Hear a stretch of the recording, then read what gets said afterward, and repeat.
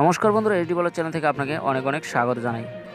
আজ 21শে মার্চ 2026 তারিখে পশ্চিমবঙ্গের বিভিন্ন জেলায় আলুর যে পাইকারি ও খুচরা বাজারের দামের কিছুটা তারতম্য লক্ষ্য করা যাচ্ছে।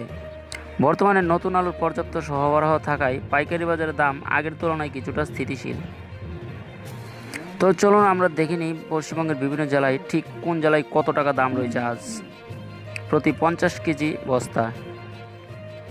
এখানে আমরা যদি দেখি তাহলে দেখা যাচ্ছে হুগলি তারকেশ্বর পান্ডুয়াতে 450 থেকে 480 টাকা প্রতি 50 কেজি, এবং পূর্ব বর্ধমানে 460 টাকা থেকে 480 টাকা, বাঁকুড়াতে 430 থেকে 460 টাকা, এবং পশ্চিম মেদিনীপুরে 440 থেকে 470 টাকা, বীরভূমে 450 থেকে 490 টাকা, নদিয়াতে 470 থেকে 500 টাকা, উত্তর 24 পরগনায় হাওড়া 480 থেকে 510 টাকা, কলকাতা পাইকারি বড় বাজারে 450 থেকে 490 টাকা, কুচবিহার ও আলিপুরদুয়ারে 300 থেকে 330 টাকা, জলপাইগুড়ি 320 থেকে 340 টাকা, মালদা 2 দিনাজপুরে 350 টাকা থেকে 400 টাকা মানে প্রতি 50 কেজি বস্তা, দার্জিলিং শিলিগুড়িতে 400 থেকে 450 টাকা।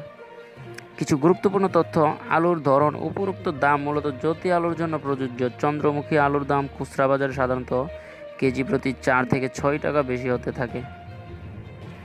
বাজারের পার্থক্য: যেমন আপনি যদি সরাসরি কোল্ড স্টোরেজ বা বড় পাইকারি মান্ডি থেকে কেনেন তবে দাম আরও কিছুটা কম হতে পারে।